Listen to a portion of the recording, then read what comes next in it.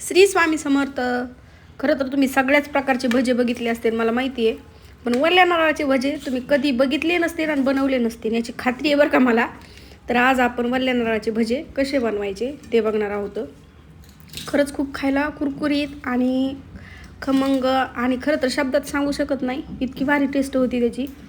तर त्यासाठी बघा वल्लं नारळ घेतलं आपण कट करून. नंतर आपण ह्याची चण्याची डाळ भिजवून घेतली थोडीशी, कच्चे धने घेतले, तर लसूण घेतला, आल्याचा तुकडा घेतला, 3 मिरच्या घेतल्यात हिरव्या आणि कोथिंबीर घेतली भरपूर अशी. तर आता मिक्सरच्या भांड्यामध्ये आपल्याला याला भरडून घ्यायचं आहे. पण हे भजे बनवताना आपल्याला तांदळाचं पीठ लागणार आहे बरं. तर तांदळाचं पीठ आणखी लागेल तसं घ्यायचंच आहे आपल्याला, पण तेवढ्यात जर भागत असेल तर तेवढ्यात आता पुढं दाखवतेच तुम्हाला मी. तर आता आधी काय करू, मिक्सरच्या भांड्यामध्ये वल्ल्या नारळाचे काप काढून घेतले, त्याच्यात आपण जी भिजून घेतलेली हरभऱ्याची डाळ म्हणजे चण्याची डाळ टाकून घ्यायची आणि कोथिंबीर भरपूर अशी. आता तसंच दाबून भरायचं बरं, कारण की भांडं फुल होणार आहे ना त्याच्यामुळं. पण टोपण वरती असल्यामुळं फुल झालं तरी बारीक होतं ते. आल्याचा तुकडा, मिरची टाकली कट करून, नंतर आता धने आणि लसूण टाकून घ्यायचा. आता याच्यामध्ये थोडंसं पाणी टाकायचं, पण त्याच्या आधी आपल्याला ह्याच्यामध्ये आणखी जिरे टाकायचे राहिलेत बघा. हे काय होतं माहिती का, घेताना सगळं सामान ना थोडं मागं पुढं होतं, त्याच्यामुळं तुम्ही व्हिडिओ शेवटपर्यंत बघत जा. काही काही गोष्टी कसं विसरलेल्या असं दाखवता क्षणी दिसत नाहीत, पण शेवटपर्यंत गेल्यानंतर सगळ्या गोष्टी लक्षात येतात. तर चवीनुसार मीठ टाकलं आणि पाणी टाकून आता ह्याला बारीक वाटून घेऊत आपण. तर बघा बारीक वाटून घेतलंय. तर आता आपण काय करू, एका टोकरीमध्ये याला काढून घेऊ. तर हे वाढल्या नारळाचं आणि हरभऱ्याच्या डाळीचं जी पेस्ट बनवून घेतली त्याला आता त्याच्यामध्ये टाकायचं तांदळाचं पीठ.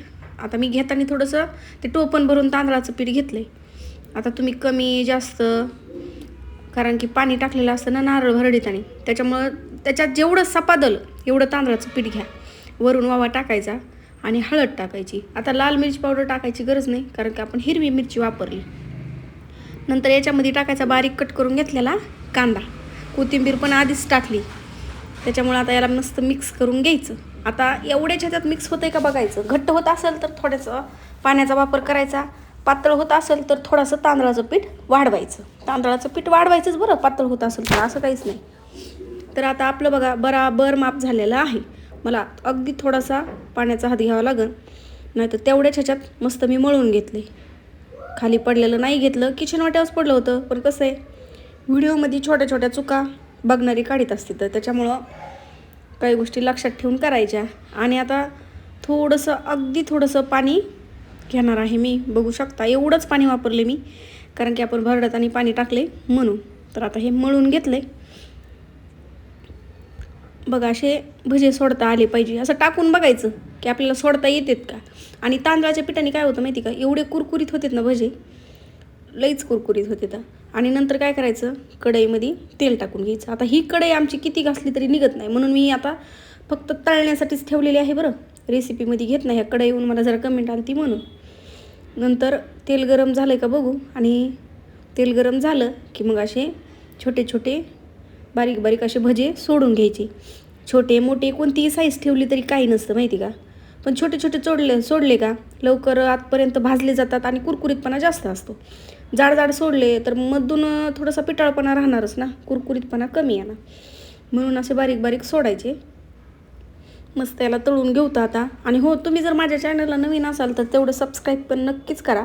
माझे तुम्हाला व्हिडिओ आवडतात का हे नक्कीच सांगा, कारण की कमेंट बॉक्स आपला ओपनच असतो. आणि हे भजे नक्की करून बघा, कारण की आपण देवाहून याच्याहून जर आलं का नारळ खरंच शिल्लक राहतं आणि जास्त कोणी नारळ खात नाही. वल्लं चटणी वगैरे बनवतात, पण बरेचसे जण काहीतरी उपयोग करतात, पण ज्यांना सुचत नाही त्यांच्यासाठी एकमेव खरंच भारी एवढा पर्याय हो. नक्कीच तुम्ही अशा पद्धतीचे वल्ल्या नारळाचे भजे करून बघा.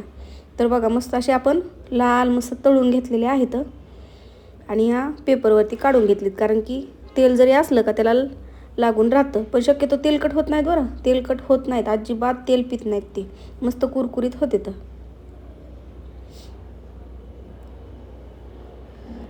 हे बघा असं सोडून घेतले. पहिला घाणा काढून घेतला ना, दुसरा घाणा पण आपण सोडून घेतलाय.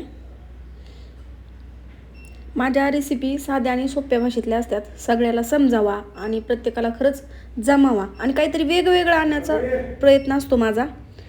तर बघा कशी वाटते तुम्हाला रेसिपी नक्कीच कमेंटमध्ये सांगा. आणि मस्त बघू शकता आतमध्ये अजिबात पिटाळपणा नाही आणि मस्त कुरकुरीत झालेत.